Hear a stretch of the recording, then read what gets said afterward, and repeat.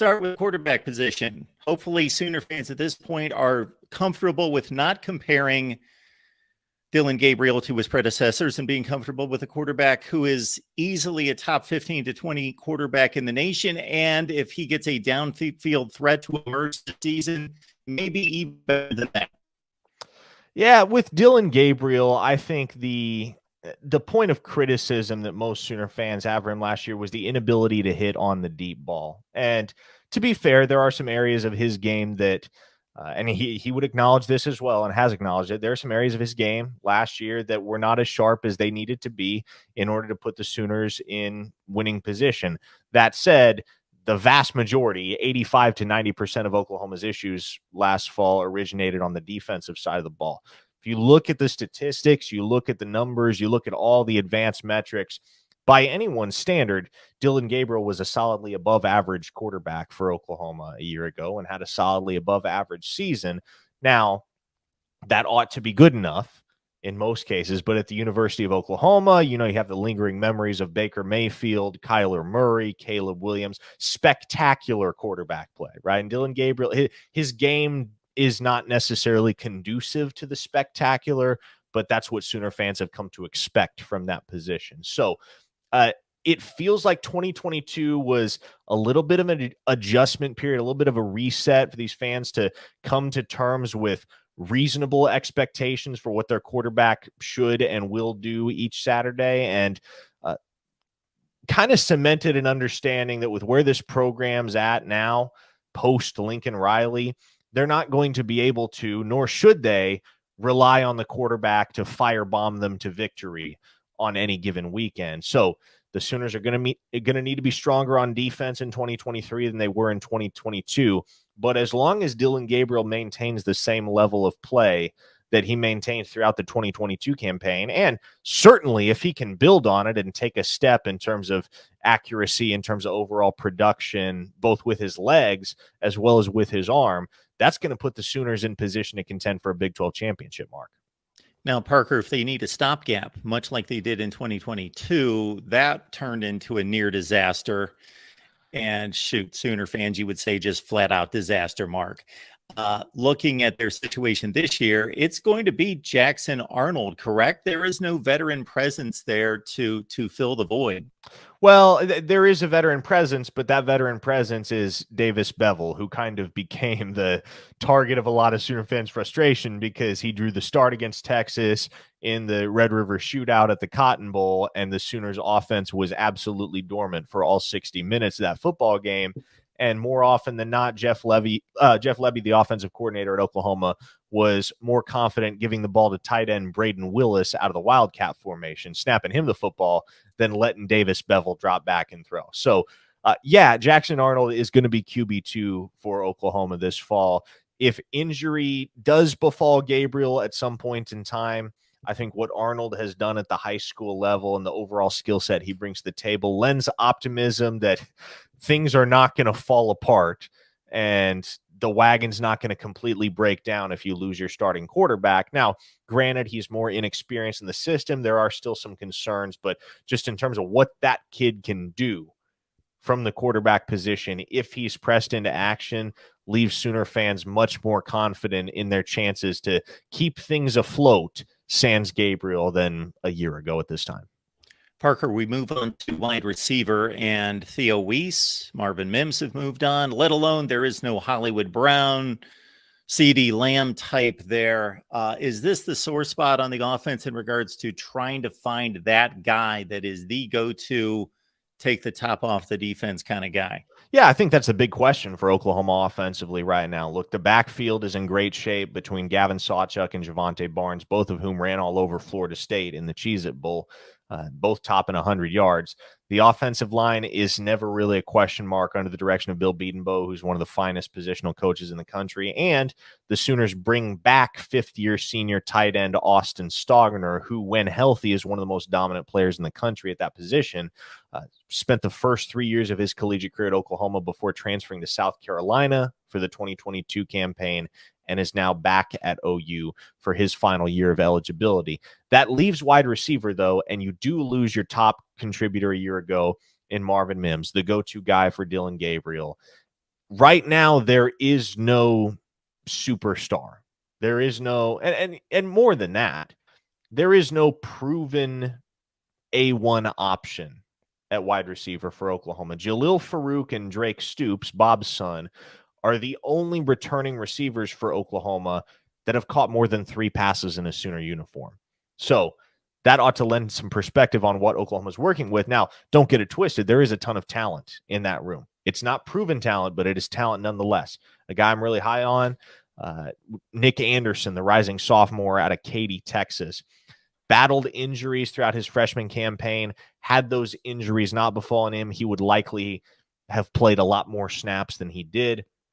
Jaden Gibson was a top 100 player out of high school. He's a rising sophomore from Winter Garden, Florida, 6'5", and can run like the wind, provided he's able to get past some mental issues that have plagued him and manifested in the form of drops in the past.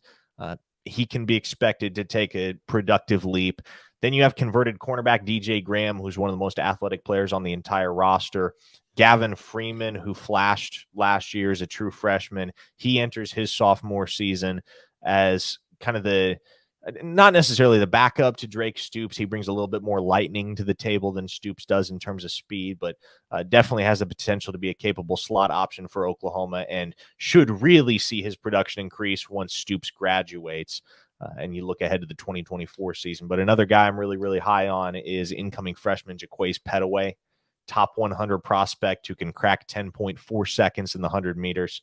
Speed, explosiveness, agility in the open field, elusiveness, and great ball skills for somebody that's only about 5'11", 175 pounds. The Sooners also brought in truly elite speed in Texas transfer Brennan Thompson, whose personal best in the 100 meters in high school was 10.18, Mark, 10.18. So that's a guy that can run as well as anybody in college football. All in all, there is a lot of talent there. A lot of exciting pieces. Nobody that has really proven themselves outside of Farouk and Stoops to be a capable contributor in a collegiate offense, but plenty of players that are poised to take that next step and are going to get the opportunity, at the very least, to prove themselves this fall. Wildcat skills aside, Braden Willis is going to be missed for his pass catching ability downfield, 7 touchdowns, 39 receptions. Is it a situation in which just Austin Stogner comes back in and becomes Austin Stogner of 2020 and 21, and that's good enough, or are there other candidates in place? Yeah, what you got to recall about Austin Stogner is that last he was completely healthy, the first half of the 2020 season when he was a sophomore at Oklahoma. He led Oklahoma in pretty much every major receiving category until suffering that injury against Kansas that ultimately had him battling sepsis, or was it a staph infection? I can't totally recall, but very serious medical complications resulted in Stogner missing the back half of that 2020 season. But when healthy, there's a reason this guy was a top 100 prospect out of high school, top 5 nationally at his position. He is absolutely dominant when he is in his prime, not inhibited by injury. So, yeah, Stogner's the guy at tight end for Oklahoma. The rest of the room is kind of rounded out by Jason Llewellyn, a rising sophomore who primarily played special teams last year, Blake Smith, a transfer from Texas A&M, and then incoming freshman Cade McIntyre from the state of Nebraska. Another native Nebraskan, Caden Helms, is going into his redshirt freshman campaign, but right now is dealing with an injury that could put his status for the season in jeopardy. So from all that we know, or rather don't know about the tight end room, yeah, it's Austin Stogner and the rest right now. It's Austin Stogner and the crowd. If he is earning 80-90% of the snaps at tight end for Oklahoma in 2023, though, I'm one of those that actually believes Austin Stogner physically, in terms of what he brings to the tight end position, and this is no knock on Braden Willis, but I think Stogner is better than Braden Willis. I think he certainly has the potential to be more productive in the offense than Braden Willis. So it's a guy I'm very high on and a guy that should have a cornerstone role in the offense. We've got Parker Thune here breaking down the Oklahoma offense. You can catch Parker, of course, on KREF Sports. It's Monday through Friday, noon Central Time. OU Insider as well on Rivals. You already mentioned it. Oklahoma fans got to see the future, and the future at its best in the bowl game against Florida State. Javante Barnes and then Gavin Sawchuk kind of catching up late in the season to what they could show us each and every week with 100+ yards in that game against a good Florida State defense. Is this going to be our shortest segment in terms of position units because it's just going to be 1, 2, and here we go? Or do you think the likes of Marcus Major, even Dalen Smothers or others will be needed for meaningful carries? Yeah, I will say true freshman Caleb Hicks is a guy that's turned some heads throughout the summer. So he may work himself into a tertiary role in the backfield. Major certainly has that potential as well, but it's really the Sawchuk Barnes show. It's those two. Oklahoma historically has thrived using tandem, or rather backfield tandems. It's never really been one guy out of the backfield. It's always been a 2 running back attack.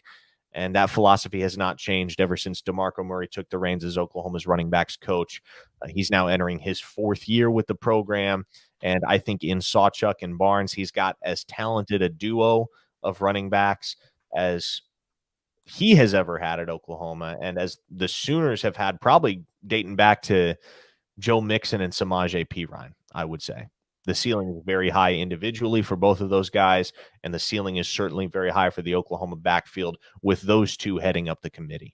Huge losses along the offensive line, 4 big contributors. Wanye Morris, of course, Anton Harrison, a first-round draft choice, also Chris Murray there, but 3 big transfers coming in as well for a revamped offensive line. Yeah, so Walter Rouse, the transfer tackle from Stanford, expected to start opposite Tyler Guyton, at least to open the year. I'm of the opinion that Jake Sexton, the rising sophomore, is one of the 2 best tackles on this roster. Trouble is, he's working his way back from a severe knee injury that he suffered in the bowl game against Florida State, so I don't get the impression that Oklahoma is going to rush him along. Would be surprised, or yeah, I guess I would not be surprised, is what I'm trying to say, if by mid-season Sexton is back to full health and pushing Rouse for that starting left tackle job. Left tackle, right tackle. I get my tackles confused, Mark. But make no mistake, he's going to challenge Rouse down the line for that opportunity. If Rouse gives him even the slightest competitive window, then you move to the interior. Andrew Rame is back at the center position. McCade Matayer returns to try and hold on to that left guard spot that he occupied a year ago. I think he'll get a healthy push from Savion Byrd. And then Miami of Ohio transfer Caleb Schaefer, a 4-year starter for the Red Hawks. He enters the picture and is the odds-on favorite right now to start at right guard. So, gosh, now I'm completely turned around. Is it Schaefer at left? Matayer at right? For the life of me, Mark, I need to get sharper with this stuff. It's July. You can tell my brain is not nearly as polished as it should be. So hopefully once fall camp rolls around in August, I'm back to game shape. But yeah, the offensive line picture for Oklahoma, I mean, you got Bill Bedenbaugh at the controls. He's never been afraid to mix and match. And in essence, what you're going to get at Oklahoma is you're going to get the 5 best offensive linemen in some combination by the time the season kicks off. I reflect on the 2021 season in which Bill Bedenbaugh uprooted Tyrese Robinson from his longtime position at left guard to make him the Sooners starting right tackle because there was simply no better alternative. So he is not afraid to shuffle the deck, as it were, to find the option that's going to give the Sooners the most success in terms of protecting the quarterback and establishing the run. All the advanced metrics suggest that Oklahoma had one of the best offensive lines in the country a year ago. And yes, you do have to replace Harrison. You do have to replace Morris. That's easier said than done. But I don't sense that there should be any tangible drop off in terms of their level of play this year.